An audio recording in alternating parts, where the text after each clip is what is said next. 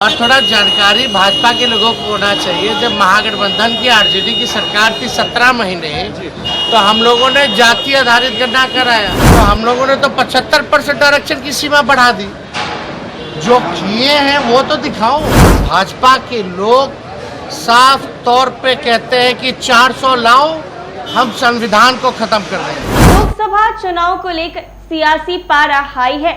पक्ष विपक्ष एक दूसरे पर आरोप प्रत्यारोप लगा रहे हैं। एक ओर जहां बीजेपी का दावा है कि वो इस बार के चुनाव में 400 से अधिक सीट लाएगी, तो वहीं विपक्ष का दावा है कि इस बार केंद्र से मोदी सरकार बेदखल हो जाएगी और इंडिया गठबंधन की सरकार बन जाएगी। वहीं बिहार में पूर्व डिप्टी सीएम और नेता प्रतिपक्ष तेजस्वी यादव लगातार चुनावी प्रचार कर रहे हैं और पीएम नरेंद्र मोदी पर जोरदार हमला कर रहे हैं। उन्होंने कहा है कि पीएम मोदी धर्म के साथ साथ कर्म की बातें करें। तेजस्वी यादव ने कहा है कि पीएम मोदी को भी पता है कि इस बार उनका जाना तय है। बिहार की जनता ही नहीं, पूरे देश की जनता जो है इस बार तानाशाही सरकार को हटाना चाहती है। वहीं बीते दिन हुए तीसरे चरण के चुनाव को लेकर तेजस्वी यादव ने कहा है कि कल का जो चुनाव हुआ है, तीसरे चरण का चुनाव, उसमें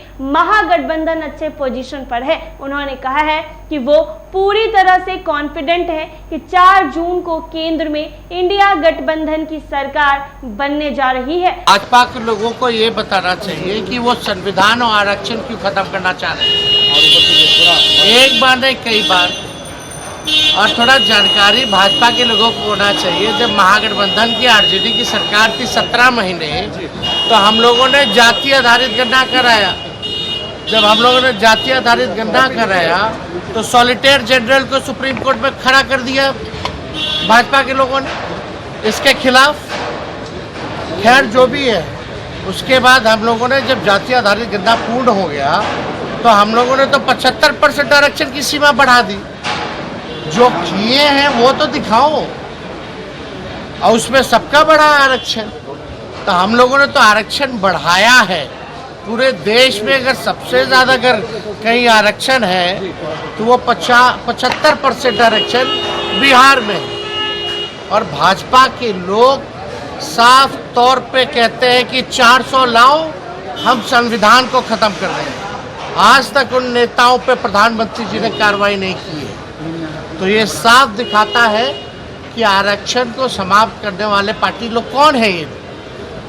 और ये सब देखो, हमारा धर्म शास्त्र क्या सिखाता है, धर्म के साथ साथ कर्म की बात होनी चाहिए। प्रधानमंत्री जी ने 10 साल तक कर्म क्या किया है, थोड़ा बता दें। कर्म के बारे में थोड़ा 10 साल में बिहार के लिए क्या किया। केवल झूठ बोला, झूठी बोलना उनका काम है।